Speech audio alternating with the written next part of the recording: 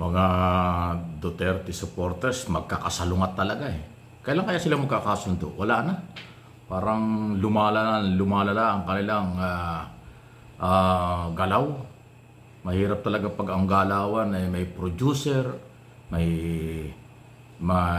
director, may script, o kaya ay may financer. Pagka ho talaga ganyan ang galaw ay hindi ho magtatagal ang organization. Hindi katulad ng voluntary, walang producer, walang financer, walang director, consistent yung programa at topic. Pero dito ho sa mga Duterte supporters, kaya sinasabi ko nakakawindang-windang sila. Isipin mo, dahil sa pumalpak na rally dyan sa Makati noong isang araw, doon sa private subdivision, sinisisi ngayon ng mga vlogger ng Duterte si Congressman Kiko Barsaga ng 4th District ng Cavite. Alam niyo kung bakit sinisisi? Kasi umalis daw. Paano hindi aalis yung mama? Unang-una, wala kang supporters eh. Alam nga naman mag-rally kang magdalawa lang kayo o 20 lang kayo, di wala kakwenta-kwenta. O yung mga DDS, congressman pa rin yun. Kahit na ang tingin ng iba ay parang may problema si congressman sa galaw, pero congressman pa rin yun. Hindi yun magraraling mag-isa. Ang inaasahan siguro ni Kiko Barsaga, bilang congressman, nung siya'y manawagan ng ganoon, maraming followers ang Duterte supporters o ang Duterte. Ay hindi niya nakita. Kakaunti talaga. Sabi nga ng iba, nilangaw. Sabi naman ng iba, nilanggam. Paano natin i-describe yan? O ito na lang, para safe, kakaunti talaga sila. Bakit hindi naman aalis yung congressman? Alam nga naman magpakabayani siya dun sa rally na mas marami pa yung pulis kaysa kanila. O sino nga yung may kasalanan? Si Barsaga? O yung mga Duterte supporters? Kasi hindi sila nagsuporta. O dahil lang talagang wala ng supporters, napagod na. Baka hindi nakarating yung dapat ibayad sa kanilang pamasahe. Alam naman natin ang rally. Kung hindi volunteer yan, paghakot yan, may pamasahe, may pagkain, may pambili ng tubig. Pagka hindi nakarating yun, talagang walang darating. Kung meron man, kakaunti. At saka aalis talaga nang wala sa lugar. Pero subukan nyo ang rally voluntary. Talagang nasa puso ang ipinaglalaban. Walang organizer na namimigay ng pera. Walang ibang agenda kung hindi ang kapayapaan at katahimikan ng bansa. Labanan ng korupsyon. Yun, organization. Voluntary. Katulad nung ginawa ng September 21 sa Luneta, People Power Monument at saka ho dun sa EDSA Shrine. Pero yung rally na mayroong agenda, pagpapabagsak ng gobyerno dahil gusto nilang silang pumalit, pagka ho talaga nagkulang ng supply, ay talagang mabibilang ka na lang sa daliri kung sino ang darating. Ngayon, bakit nyo sinisisi si congressman? Walang manpower eh. Walang dumating eh. Alam ka namang magpakapagod yung mama doon mag-isa. Nakakatawa nga yung laglabas ng picture pero ayaw ko na ipakita sa inyo. Nakaka-insulto yun sa kanila. Nandun si congressman sa harap ng rally.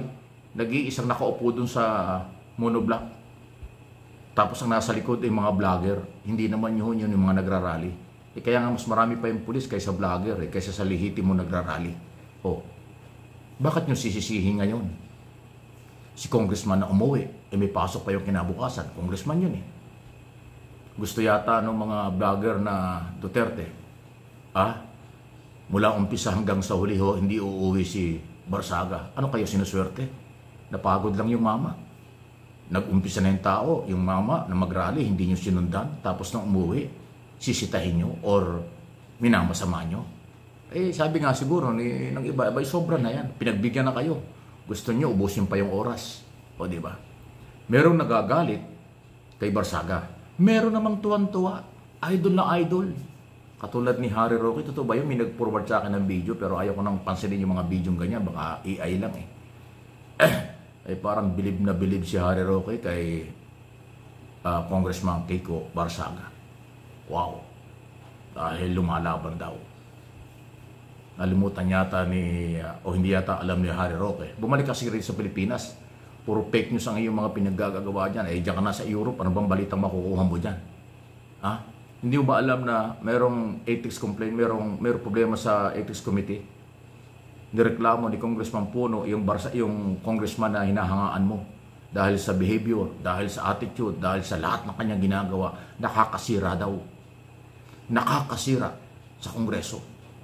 Nakakasira daw sa institusyon. Yan ang sabi ni Congressman Puno, Deputy Speaker. Tapos idol na idol, hinahangaan ni Harry Roque. Nagkaano na kayo, nagkahawa-hawa na kayo. Ano ba yan?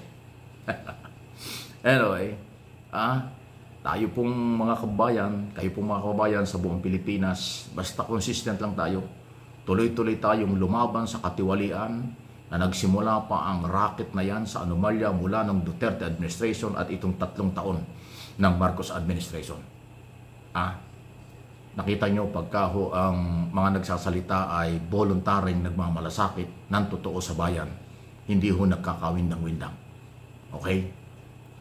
Yung hindi tayo, wala kasi tayong political interest eh. Ang interest na nagmamahal sa gobyerno at lumalaban ng totoo sa korupsyon, sinusuportahan ang gobyerno sa kampanyang ito. Walang script yan, walang director yan, walang producer, walang financer. Kaya tuloy-tuloy ang laban.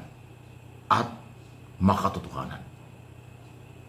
Yung kukontra dyan ay yung nasa kabilang bakod na alam na natin. Wala kumbaga sa wala rin namang moral na ipagmamalaki. Kumbaga sa yung kanilang daladalang kliyente, daladalang produkto, mabigat ang handicap, mabigat ang bagahe. Betrayal of public trust ang problema. Corruption din ang problema. Paano mo naman susuportahan yung grupo na ang gustong ilagay at ipalit sa gobyerno ay meron din bahid ng korupsyon. Unfinished business ang impeachment laban kay Sara Duterte. Sabi niya, maliit lang daw yung 600 million. 1,000, 100, or 100,000 o kung anuman milyon pera ng bayan yan. Hindi yan dapat pinagtatakpan, dapat pinananagot ang mga umabuso. Buhay pa si Piatos. Sino si Piatos? O tapos gusto nyo yung gumamit kay Mary Jane Piatos? Gusto nyo maging presidente? Maawa naman kayo sa inyong mga anak at inyong mga sa ating bansa. Huwag lang yung sariling interest na pansamantala lang. Yung kinabukasan ng mga Pilipino at ng ating bansa ang ating alalahanin. Nasimulan na ni Pangulong Marcos ang kampanya laban sa korupsyon. Suportahan natin ito, ituloy-tuloy ito. Yan ang tamang galaw. Pero yung magpalit ng administrasyon, never, hindi yan solusyon.